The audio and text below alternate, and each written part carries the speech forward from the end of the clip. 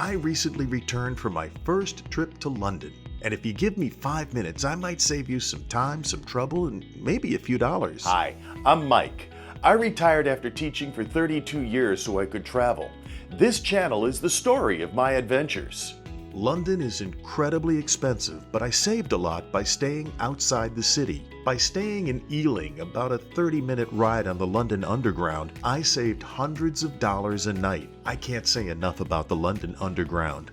Not only were the trains clean and inexpensive, each station had a helpful attendant. This was important when I arrived at Heathrow Airport. I hadn't slept on the plane, and while I was fine at first, the jet lag hit me all at once when I reached the train platform. Fortunately, the attendant said, "Just give me your address and I'll get you where you need to be." I asked about purchasing a ticket, but he said it wasn't necessary if I had Google Pay or Apple Pay. In fact, I still don't know what the British currency even looks like because I paid for everything with my phone. I pulled out my phone to open turnstiles, to pay for meals, hotels, and attractions. I didn't go anywhere in either London or Paris where I couldn't pay with the credit card attached to my phone. Be sure to set up Google Pay or Apple Pay before you leave. You're going to be amazed at the convenience. Also, make sure you check the exchange rate. I put a link in the description with the current exchange rate. I thought the prices were quite reasonable until I saw how much everything cost in American dollars. Back to getting around. There's a London Underground app, skip that. The official app is called TFL Go. That's Transport for London. The app will have information for the trains and buses throughout London and the outer boroughs. A few minutes spent with this intuitive app will save you a lot of stress later on. I saw this sign when I arrived in London. I'm glad I didn't have to drive in London, and frankly, so were the British people, because I couldn't get the hang of walking on the left, let alone driving. In America, most people tend to walk on the right side of a sidewalk. It's not a rule, it's just something we tend to do. In the UK, people walk on the left. I kept forgetting and sometimes felt like I was swimming against the tide. I quickly learned to rely on the other pedestrians before crossing the street. London's a crowded city, so there will always be other people needing to cross the road. London is perhaps the easiest European city to navigate, but there are some slight language differences. When speaking one-on-one, the differences are negligible, but when ordering in a restaurant or when interacting with people, I had to pay close attention. My hearing is fine, but I had a slight comprehension issue. Often I had to ask people to repeat themselves.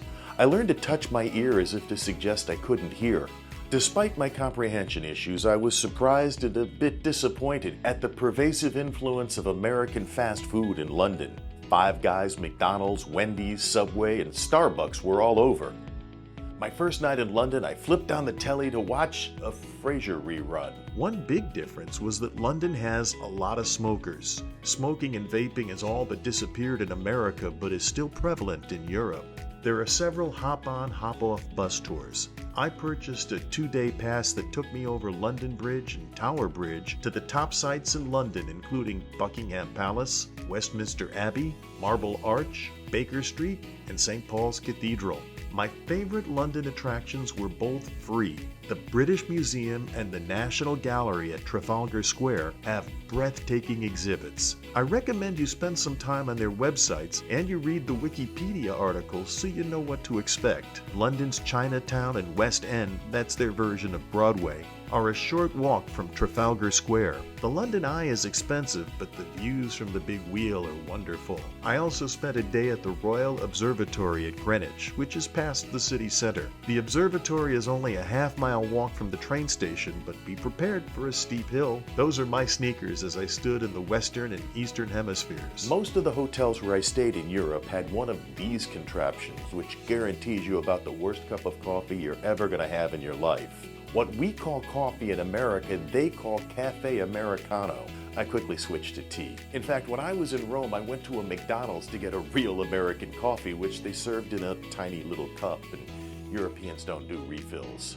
If you've been to London, drop a note in the comments with your experiences, and I'll update the video to include your thoughts.